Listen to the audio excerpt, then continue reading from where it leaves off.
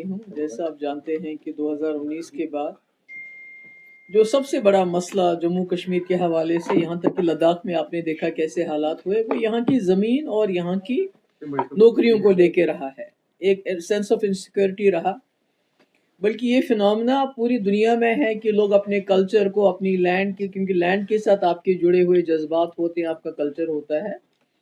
पूरी दुनिया में एक रिबेलियन चल रहा है। लद्दाख में हमने हाल ही देखा, और हमारा जम्मू कश्मीर में भी यही मामला है। लोग को एक डर है, एक खौफ है कि हमारी ये जो ज़मीन है या हमारी नौकरियां हैं, ये महफूज नहीं है, ये हमारे लिए नहीं है। और हमने देखा भी 2019 के बाद यहाँ भी बुलडोज़र चला। जो गरीब लोग कहीं 2 मरले, 4 मरले, 10 मरले में किसी का घर था, किसी की दुकान थी, उसके ऊपर जो है बुलडोज़र चलाया गया और कोई उनकी सुनवाई नहीं हुई। तो जिसमें आपने देखा कि जम्मू में खासकर जो शेड्यूल ट्राइब के इलाके, गुज्जर, पहाड़ी, बटंडी या दूसरे इलाके में बसे थे, या कश्मीर में भी कई जगह, यहाँ तक कि गरीबों ने स्कूल बनाए थे इन घासचराई में या स्टेट लैंड में, तो उनको भी जो है उड़ाया गया।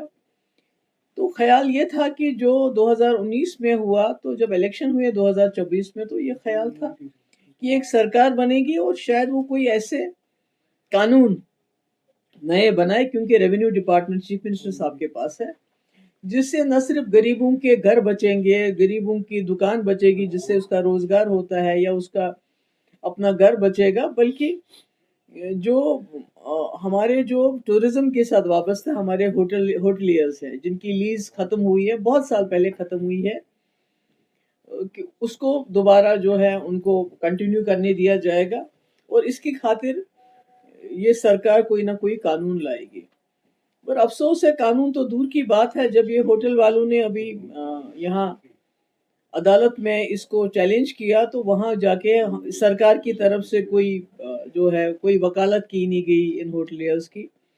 तो ये मसला खाली टूरिज्म या होटलियर्स का नहीं, ये आम लोगों का मसला है। आपने देखा कि इस अरसे में 2019 से लेके आज तक कितने मकान, कितने स्कूल, कितने दुकानों को उजाड़ा गया, कितने लोग घर से बेघर हो गए। और मैं समझती हूँ कि सरकार की ये तरजीह होनी चाहिए थी कि एक ऐसा बिल लेके आए जिससे रेगुलराइज हो, कम से कम जिसको 30 साल से ज़्यादा अरसा हो गया हो, 30 साल से ऊपर, चाहे वो कोई गरीब आदमी हो, चाहे उसका घर हो, चाहे उसकी दुकान हो, उसको रेगुलराइज किया जाए। और इसी तरह जो होटल वाले, देखिए ये होटल वालों ने यहाँ बहुत मुसीबत देखी, और टूरिज्म जो जिंदा रखा वो इन लोगों ने रखा, रोजगार देते हैं ये, और हजारों लोग इनके साथ काम करते हैं। 2022 में एक कानून लाया गया जिससे लीज सारी खत्म की गई।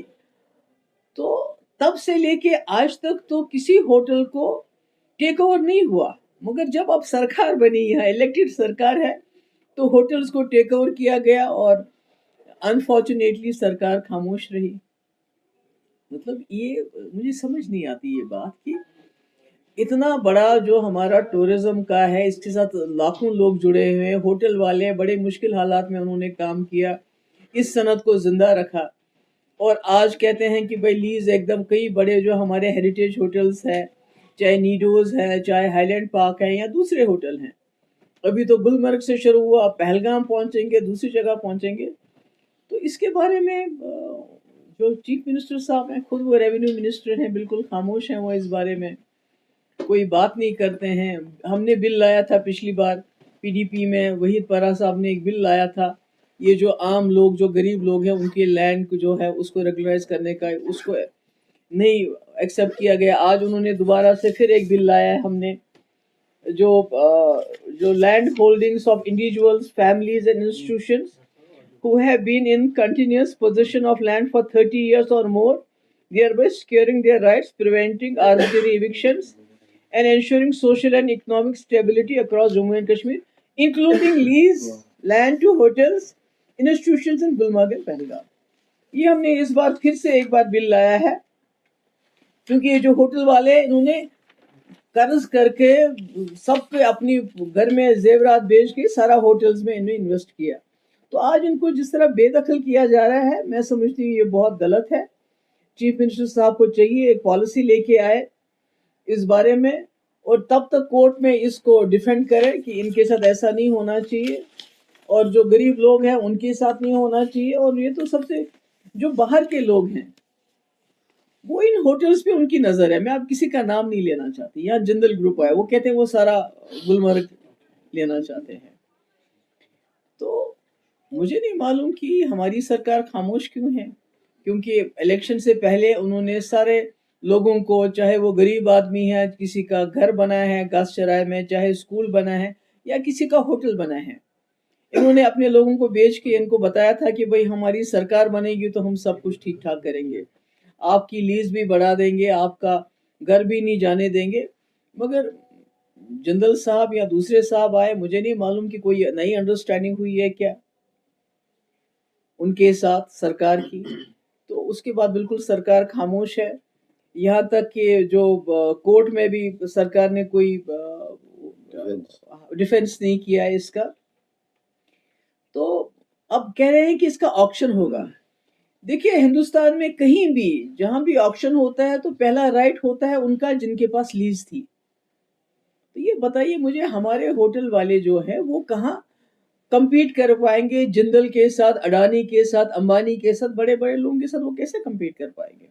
اس کا مطلب ہے کہیں نہ کہیں جو کشمیریوں کو ایک ذہن میں ایک ڈیموگرافک چینج کی ایک انسیکیورٹی تھی کہ ہم سے سب کچھ آہستہ آہستہ چھینا جا رہا ہے، جس کے لیے لداخ جلا، جس کے لیے لداخ میں 4 لوگوں کی موت ہوئی، جس کے لیے صنم وانگچک اس وقت جیل میں ہے، جس نے 370 کو ہٹانے کے وقت بڑا ویلکم کیا تھا، یونین ٹیریٹری بننے کے بعد بڑا ویلکم کیا تھا. تو کہیں نہ کہیں یہ سارا جو ہے اس کے بارے میں سرکار کو چاہیے کہ وہ ایک پالیسی بنائے. اور ہم نے بھی بل لایا ہے، وحید پرا نے بھی ایک بار پھر بل لایا ہے کہ جو ہمارے غریب لوگوں کے پاس جو بھی لینڈ ہولڈنگس ہے، چاہے دکان کو لے کے، مکان کو لے کے یا ہوٹلر والے کو، اس کو ایک بل لا کے، اگر وہ نہیں لانا چاہتے تو ہم بل لا رہے ہیں کہ اس کو ایکسیپٹ کیا جانا چاہیے، اس کو پاس کیا جانا چاہیے اور ریگولرائز کیا جانا چاہیے. تو میری عمر صاحب سے یہی گزارش ہے.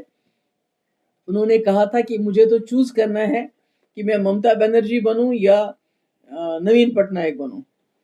تو میری ان سے گزارش ہے کہ آپ نہ ممتا بنرجی بنیے نہ نوین پٹنائک بنیے.